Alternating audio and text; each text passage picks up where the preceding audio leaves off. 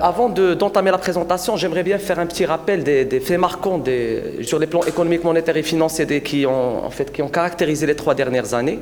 Parce que je considère quand même que c'était des années assez mouvementées, où il y avait beaucoup d'imprévus, beaucoup de changements, vraiment des changements à 180 degrés et qui devraient servir de leçon, je dirais, même pour le développement de la lecture et de la théorie économique et monétaire et financière. Donc, si on commence par l'année 2020, qui était une année choc, je ne vous apprends rien, mais j'aimerais bien planter un peu le décor avant qu'on entame notre présentation. Donc, c'était une année de crise sanitaire, une année de crise inédite, où on a assisté à un quasi-arrêt de l'activité, mis à part les activités, je dirais, vitales pour l'économie et pour les citoyens. Qui a donné comme résultat une chute drastique des taux de croissance. Parallèlement, il y avait les politiques de relance qui ont été adoptées à des degrés, je dirais, différents par l'ensemble des économies, que ce soit développées, émergentes et en voie de développement. Des plans de relance, je dirais, monétaires, budgétaires, et qui ont donné comme résultat des dérapages d'un certain nombre d'agrégats à l'image du taux d'épargne, des taux d'intérêt réels qui sont devenus négatifs, etc. Donc l'année 2020 a été suivie par l'année 2021 qui était une année de forte reprise. Donc c'était une reprise en mode V. Une reprise qui a été accompagnée par un retour, je dirais, un retour important de la demande et par l'apparition d'un certain nombre de blocages, c'est-à-dire la demande a rapidement rebondi alors que l'offre trouvait du mal à suivre parce qu'il y avait la création des goulots d'étranglement, il y avait le renchérissement des prix des matières premières, des problèmes au niveau de la logistique, etc. L'année 2022, c'est une année que je qualifie d'année de retombée de l'ensemble de ces éléments-là, c'est-à-dire des faits qui ont stylisé l'année 2020 et 2021. Et ça se résume à l'apparition d'une nouvelle vague inflationniste. Cette vague inflationniste, qu'on a pu échapper pendant des décennies. Donc ça nous rappelle un peu le contexte des années 80. Mais avec des sources relativement différentes, chose qu'on va voir au niveau de la présentation. Donc, comme a précisé Saadi, la présentation s'articule autour de 5 axes. Le premier axe, c'est le seul axe qui va porter sur l'année 2022. Par contre, les 4 derniers axes seront plus orientés vers les perspectives 2023. Donc, on va commencer par les principaux faits marquants en 2022, au niveau national et international. Avant d'enchaîner bien sûr aux perspectives de l'environnement international pour l'année 2023, l'évolution des principaux équilibres macro pour l'année 2023, les politiques publiques, et là on va bien sûr aborder la loi de finances, mais plus je dirais d'un point de vue financier que de point de vue comptable, c'est-à-dire réforme fiscale, etc. Donc on va voir plutôt comment la loi de finances devrait conditionner le besoin de financement du Trésor et éventuellement son recours aussi bien aux ressources externes que internes.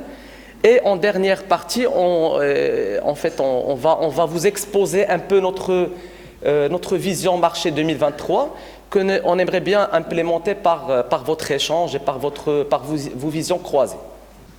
Les principaux faits marquants au niveau international, par ordre chronologique, il y a le renchérissement des prix des matières premières énergétiques qui a commencé en 2021, mais qui est resté d'actualité au début de l'année 2022 et qui a été exacerbé par le déclenchement de la guerre russo-ukrainienne, donc qui a exacerbé cette hausse des prix. Donc cette hausse des prix a donné comme résultat une montée en puissance de l'inflation dans la quasi-majorité des pays. Des montées qui sont parfois alimentées par des origines internes et externes. Suite à cette montée de l'inflation, il y avait le resserrement des politiques publiques aussi bien monétaires que budgétaires, à des vitesses différentes.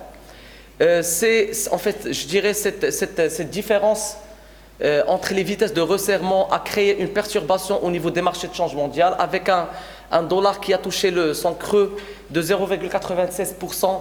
De 0,96 le 27 septembre 2022 et l'apparition grâce à ces mouvements-là d'un risque de récession économique à partir de T3 2022 et qui a donné comme résultat global le rétrécissement des conditions de financement.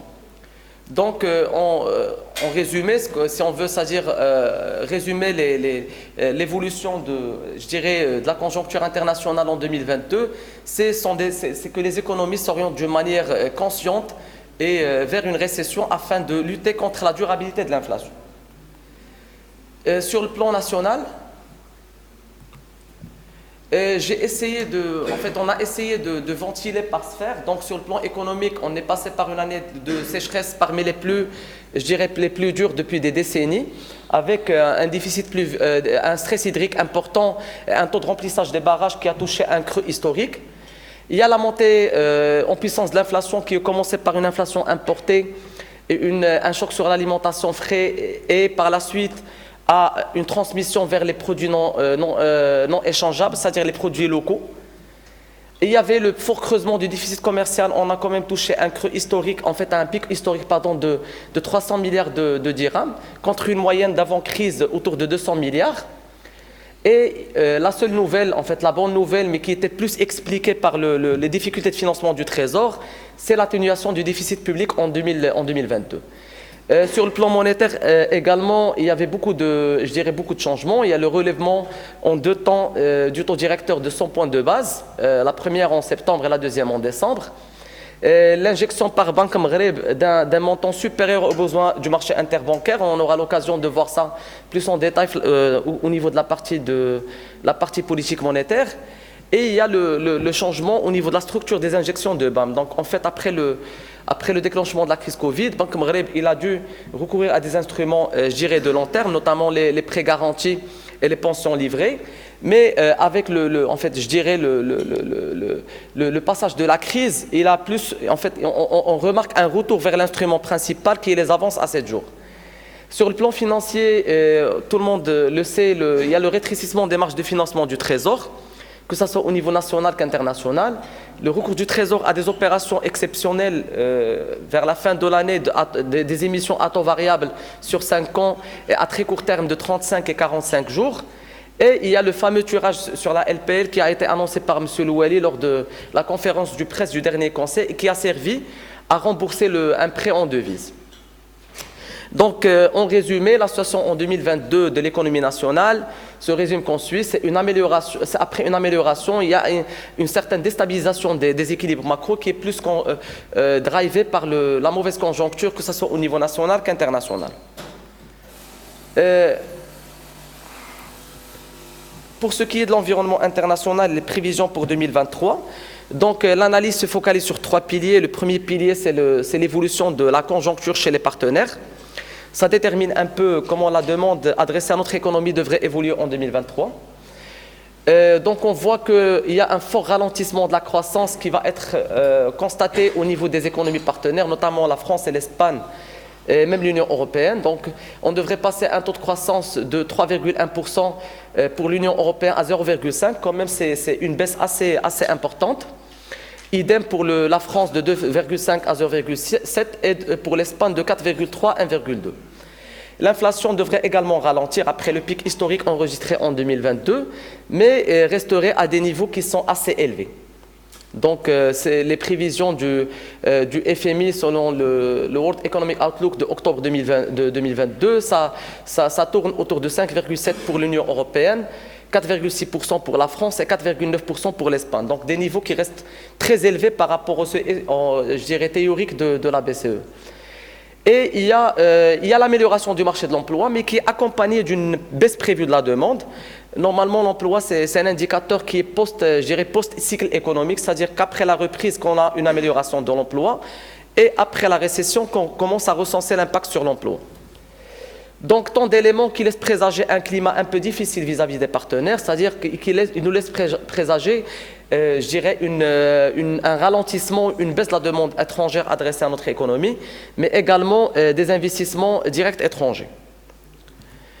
Le deuxième point qui marque un peu la conjoncture internationale, c'est bien sûr l'évolution des matières premières énergétiques. On reste quand même une économie assez dépendante sur le plan des importations, avec un taux de dépendance qui est assez élevé en termes de matières premières énergétiques.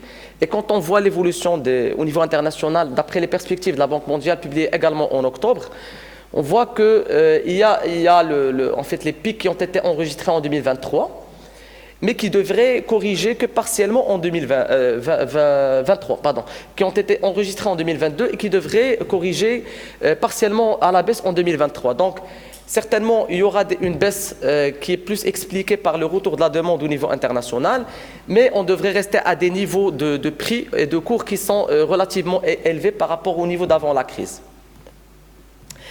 Le troisième point qui nous concerne, mis à part bien sûr la croissance et ses implications sur la demande, et également les matières premières et ses implications sur notre cycle de production, mais également sur notre équilibre extérieur, il y a les conditions de financement à l'international. Donc on voit que toutes les banques centrales, à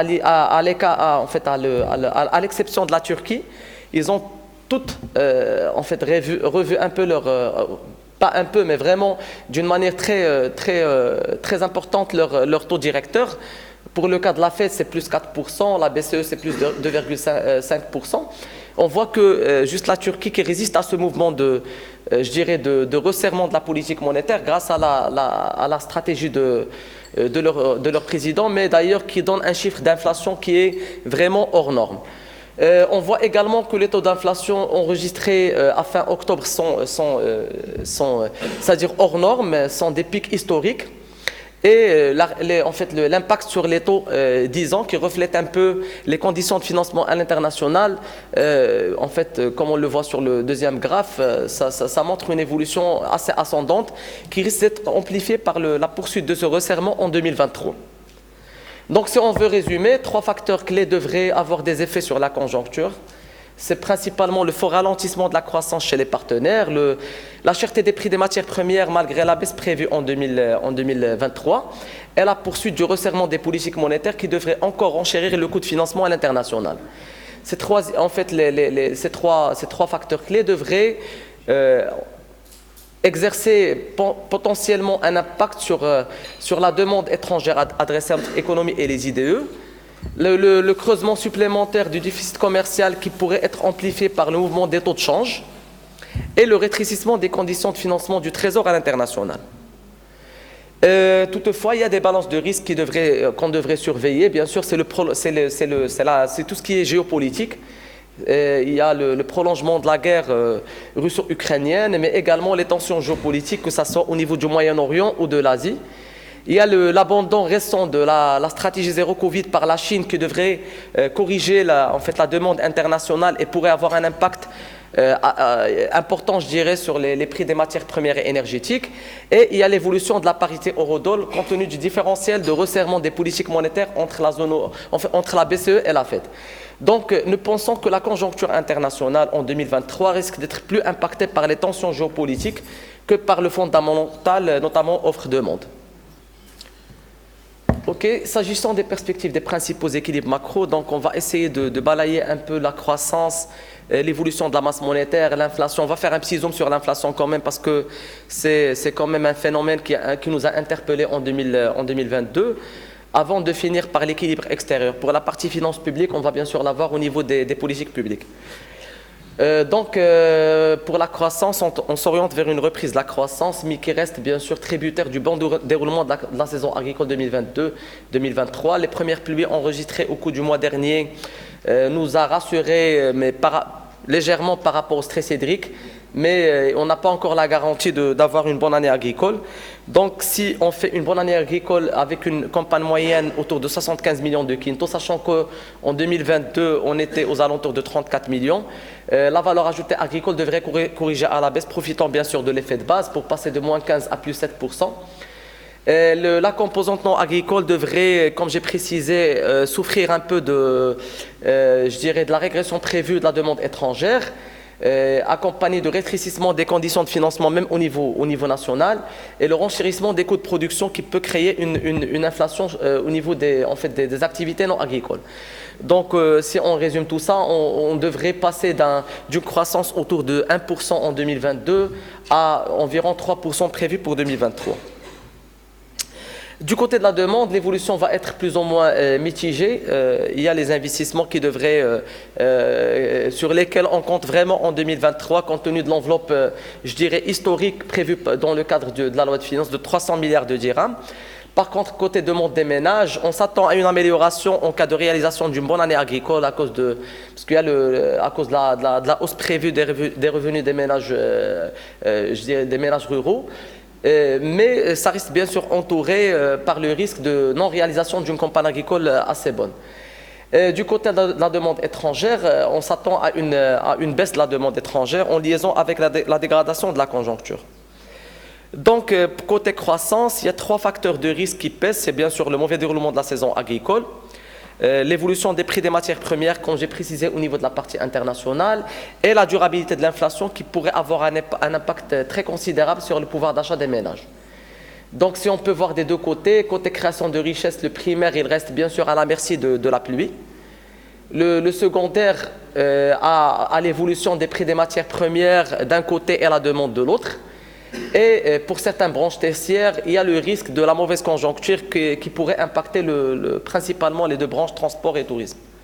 Côté demande, il y a des facteurs de ralentissement tels que l'érosion du pouvoir d'achat des ménages à cause de l'inflation enregistrée en 2022, les faibles revenus des ménages ruraux en cas de mauvaise année agricole, le redressement graduel du taux de chômage après le pic enregistré au cours de la crise Covid, et l'affaiblissement prévu des transferts des MRO à cause de la mauvaise conjoncture.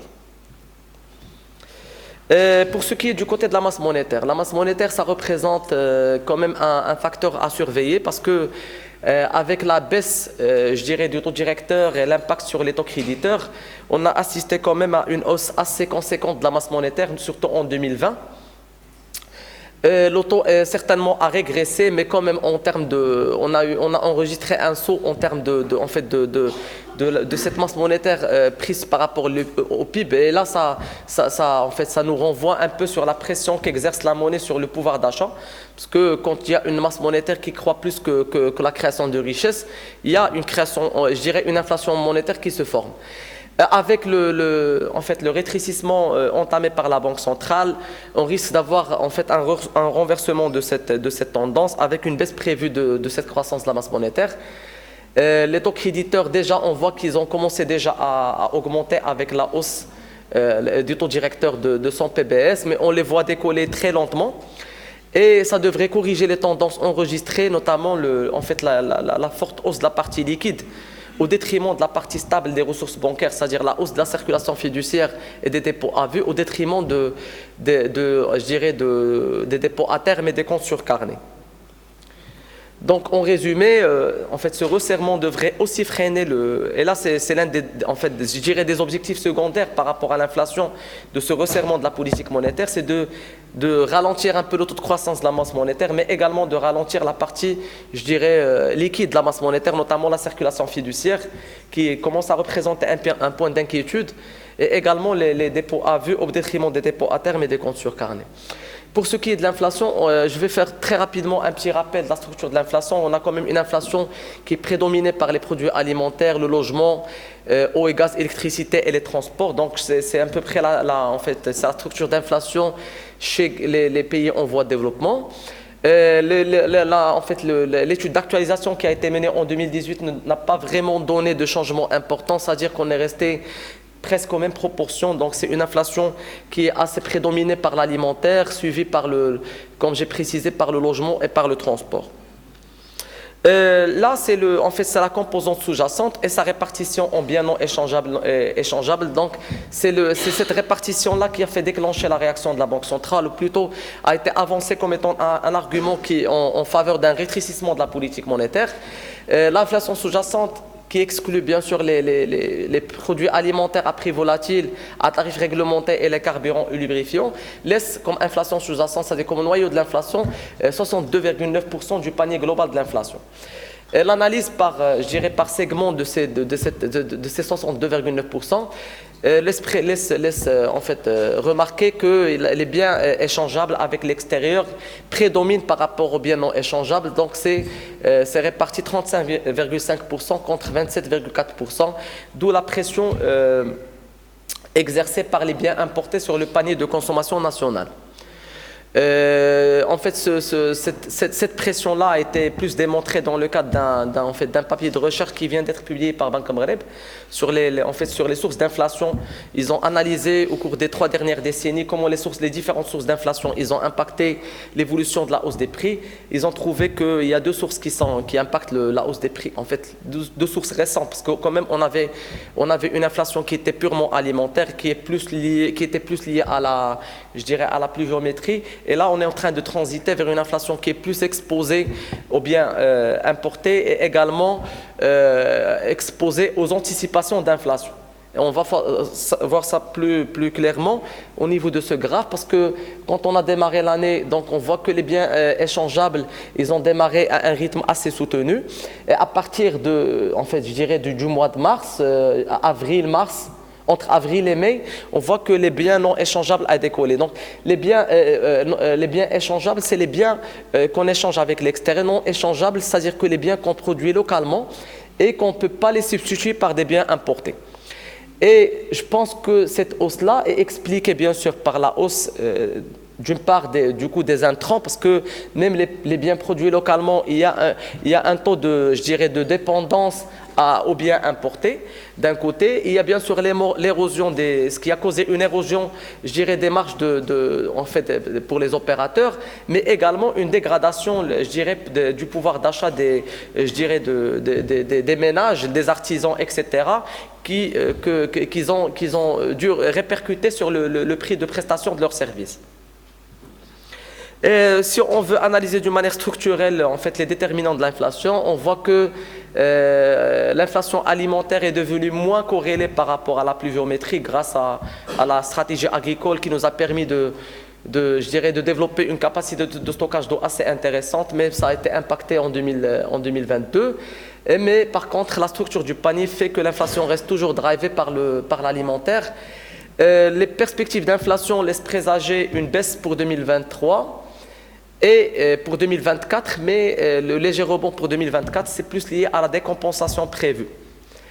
La décompensation, ça concerne les produits réglementés qui sont exclus de l'inflation sous-jacente. Donc l'inflation sous-jacente, par contre, devrait baisser en 2024. Donc, si on résumait, le 2022 a été marqué par le fort impact de 3 sources d'inflation, c'est l'importé, les coûts et l'offre. L'inflation monétaire, comme j'ai précisé, avec la montée en puissance de la masse monétaire, elle a sa partie liquide, elle a joué, mais pas autant que les 3 sources d'inflation. Par contre, la demande, on reste quand même à une demande relativement faible à cause du taux de chômage élevé, l'érosion du pouvoir d'achat des ménages et l'affaiblissement des revenus des ménages ruraux. Pour ce qui est du déficit commercial, très rapidement, donc on voit que 2022 c'était un pic historique. On n'a jamais atteint le seuil de 300 milliards de dirhams en termes de déficit commercial. C'est en liaison bien sûr à l'effet aussi bien, prix que volume des deux côtés importation-exportation. La seule bonne nouvelle, c'est que par rapport au déficit du compte courant, quand même, on n'a pas enregistré une hausse assez importante, et c'est dû bien sûr à la consolidation des transferts des MRE. Malgré le pic enregistré en 2021, ça continue toujours à augmenter, mais je pense qu'il y a un effet de base, parce que il y avait le pic de l'épargne chez les pays partenaires qui a fait que les MRE ils ont pu, c'est-à-dire améliorer leur épargne et pouvoir transférer beaucoup d'argent, mais je pense que cet événement-là, ce phénomène-là devrait s'essouffler au cours des prochaines années. Il y a la reprise du solde voyage avec l'ouverture des frontières en février 2022 et le bon comportement des IDE. 2023, on devrait assister à une atténuation de ce déséquilibre, notamment sur le plan commercial et sur le plan du compte courant.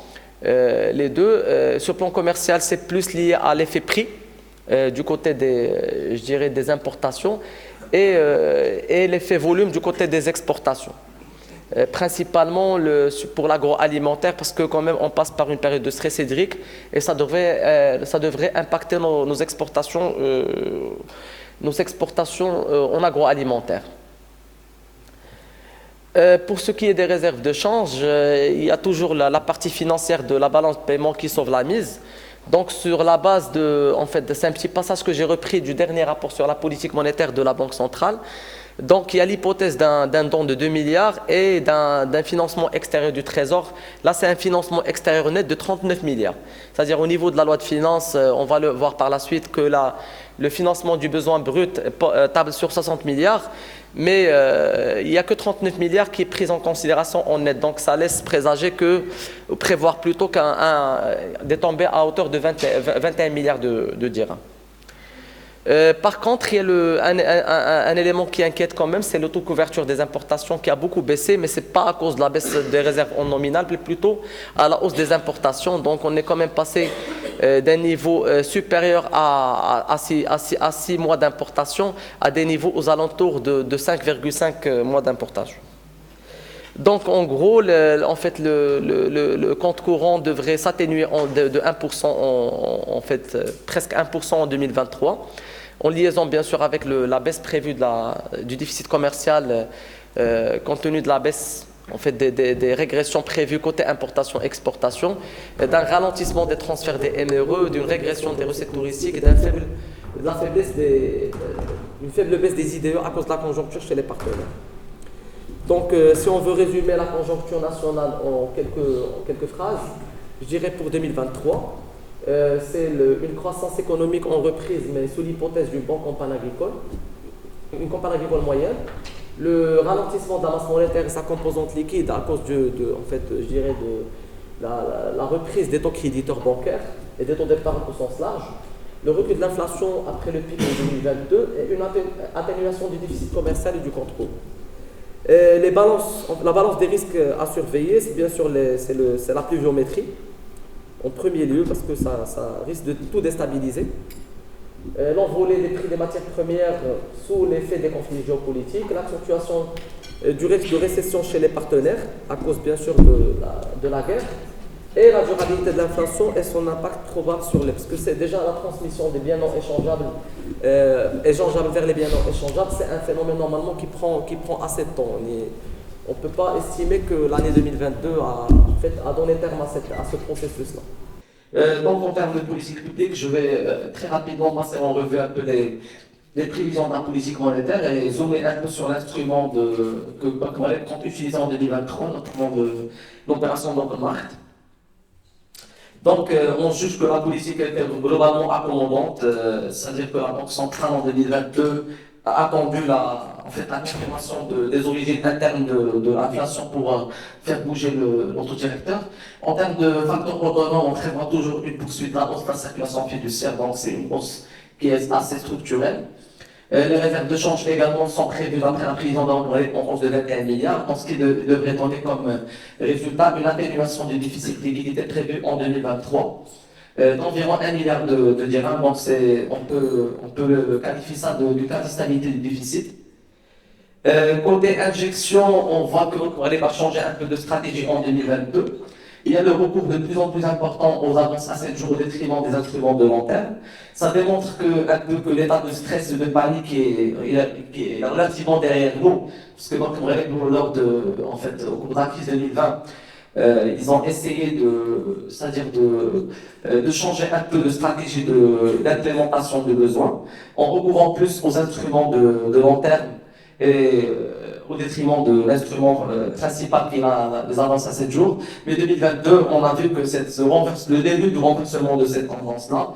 Ainsi, les avances à 7 jours sont passées du moyen de 40% à 60% en 2022. Il y a la satisfaction totale des avances à 7 jours, c'est-à-dire que la Banque centrale recourt de moins en moins à la fonction de la demande en ligne pour servir les banques. Donc, depuis 2020, c'est quasiment la totalité de la demande des banques lors des appels d'offres à 7 jours. Et il y a Banque Monétaire essaie de garder le marché en légère surliquidité, estimé en moyenne de 12 milliards de dirhams au cours de l'année 2022. On voit ce changement de stratégie qui a permis c'est-à-dire d'atteindre l'objectif opérationnel qui est un TNP interbancaire quasi collé par rapport au directeur, même lorsque Banque Monétaire change d'autodirecteur. Le TNP suit rapidement l'évolution du nouveau autodirecteur. En termes du nouvel instrument que la Banque centrale compte utiliser en 2023, et qui a suscité beaucoup de débats, je pense. C'est un instrument qui existe au niveau de, je dirais, de l'arsenal des instruments de la Banque centrale. C'est classé parmi les opérations structurelles, donc c'est à peu près l'équivalent de la réserve obligatoire ou de l'émission rachat de titres d'emprunt. La réserve obligatoire, c'est un instrument qui est usuel. Par contre, les deux autres instruments, ils n'ont jamais été utilisés par la Banque centrale. Donc la Banque centrale compte mener des opérations d'achat de titres sur le marché secondaire, c'est une opération d'overmarket. Avec les modalités suivantes, c'est-à-dire ça va être sur la base d'un appel d'offres pour un montant maximum de 25 milliards et une maturité résiduelle inférieure à une année, avec possibilité bien sûr de réinvestir les tombées. Donc si on veut faire une lecture bien sûr sur le plan des finances publiques de l'usage de cet instrument, c'est pour soulager un peu le trésor à travers bien sûr la prise en charge des tombées sur le bilan de la Banque centrale, qui sont d'ailleurs prévues une hausse de 17 milliards à cause du fort recours du Trésor au levier sur le court terme en 2022, ce qui a créé une condensation des tombées en 2023. Côté loi de finances, donc c'est une loi de finances qui est élaborée dans un contexte difficile, marqué par le mauvais comportement de la saison, les perturbations du contexte géopolitique, le resserrement des conditions monétaires au niveau national et international et la récession chez les économies partenaires. Côté hypothèse, on voit que, c'est-à-dire côté hypothèse hypothèse sur les matières premières et énergétiques, on voit que en fait, les chiffres prévus sont entourés d'incertitudes, notamment des incertitudes géopolitiques. Côté, je dirais, équilibre macroéconomique, il y a quand même un certain optimisme. On part sur une croissance de 4% qui devrait être révisée à la baisse au cours des prochaines années. Donc, très rapidement, les objectifs stratégiques. Les objectifs stratégiques, c'est le renforcement la nouvelle loi met le capital humain au cœur de ses objectifs. Il y a bien sûr la relance post-crise de l'économie, le rétablissement des marges budgétaires qui ont été déstabilisées par la crise Covid et la réforme du secteur public. Pour ce qui est des réformes fiscales, ce qu'on voit, c'est qu'une loi de recettes qui table vraiment sur un renforcement du processus de collecte. Donc, si on fait une lecture implicite, des réformes fiscales, c'est que l'État cherche à maximiser le potentiel de la collecte fiscale à travers la pression qu'il devrait exercer sur les grandes entreprises. La lutte contre toutes sortes de fraudes fiscales et d'avantages irrationnels à travers la suppression des incitations fiscales pour accorder aux zones d'accélération industrielle CFC et OPCI et d'accompagner la résolution des entreprises en difficulté. La structure ressources emploi fait ressortir que c'est une loi qui est quasiment une loi de recettes, donc qui table sur une forte amélioration des recettes et qui laisse bien sûr des recettes aussi bien, fiscales que non fiscales, et qui laisse, c'est-à-dire qu'il n'y a pas on ne ressent pas qu'il y a un resserrement du côté des dépenses. C'est-à-dire que, c'est une loi qui table sur des recettes exceptionnelles et avec une maîtrise de déficit. Donc, côté dépenses, il n'y a pas vraiment de maîtrise. Et là, ce sont des comparaisons avec les équilibres de l'an 2022. On voit que le solde budgétaire devrait s'accroître de 11,5 milliards. L'amortissement de la dette, d'après ce qui est mentionné au niveau de la loi publiée dans le bulletin officiel, il devrait s'accroître de 17,1 milliards. Donc là, le besoin de trésor devrait émaner plus des tombées que du besoin. Les recettes d'emprunt, le recours à l'extérieur, il devrait être, plus important que prévu en 2022, ce qui laisse présager un recours à la nouvelle ligne du FMI, la ligne de crédit modulable, et le besoin net devrait s'accroître de 5 milliards de dirhams. Là, c'est une petite comparaison entre les deux lignes, LPL et CM. Donc la LPL qu'on a contractée au départ à hauteur de 240% des quotes-parts, et la LCM qu'on compte contracter, donc les différences, je dirais, qui ressortent de cette comparaison-là, c'est que la LPL, quand même, c'est une ligne qui est adressée à la balance de paiement, mais l'utilisation par le Trésor était plus orientée vers le remboursement d'un prêt, contrairement à la LCM, dont l'utilisation est laissée à en fait, à la décision du pays. Côté plafonnement, la LPL, elle est plafonnée à 500% des mots-de-part. Par contre, la LCM, c'est une ligne en fait, il n'y a pas de plafond.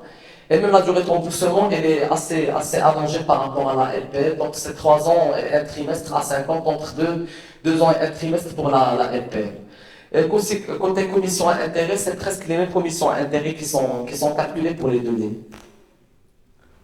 Donc, je pense que là, c'est juste une description, mais en tant qu'opérateur du marché, je pense que c'est assez connu pour vous.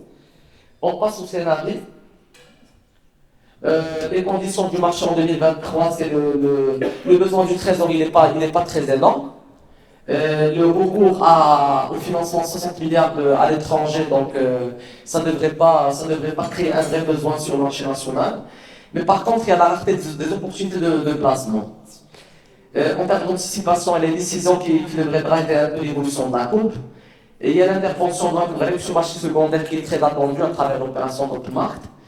Et il y a la réalisation du financement à l'extérieur, notamment la SCM. En termes de zone de risque, il y a les prévisions fiscales qui sont assez importantes. Le financement international qui n'est pas très sûr. Et la formation d'un consensus marché sur les taux moyens et long terme. Les deux scénarios qui vont être fortement critiqués, bien sûr, c'est important. Donc les deux scénarios, restrictifs stables. Je ne sais pas si vous êtes pour un plan de stabilité du côté recteur ou plutôt du côté de la hausse. Moi, je reste quand même sur un scénario central de hausse plutôt directeur pour 2023. Donc, compte tenu des niveaux d'inflation et l'engagement de la Banque centrale et le fait que la Banque centrale devrait succéder les hausses pour pouvoir avoir l'effet escompté sur les crédits et sur l'épargne également. Côté finances publiques, il y a le besoin maîtrisé, il y a le risque que les recettes fiscales soient moins que prévues. Côté demande des opérateurs, toujours faible, comme scénario central et en hausse grâce à une meilleure visibilité. Financement international, exécution du programme et difficultés de réalisation. En fait, entre les deux scénarios, le scénario central, c'est hausse mécanique de la courbe des taux, c'est-à-dire la hausse des taux court terme. Et je dirais, on crée des anticipations moyen long terme, c'est-à-dire à travers l'instrument d'Opmarkt et à travers également les effets escomptés de la politique monétaire. Côté alternatif, je vois plus la stabilité de la partie courte vu que en fait, les taux court terme ne devraient pas trop bouger. Et alors que les hausses des parties moyennes et longues devraient être de légères hausses.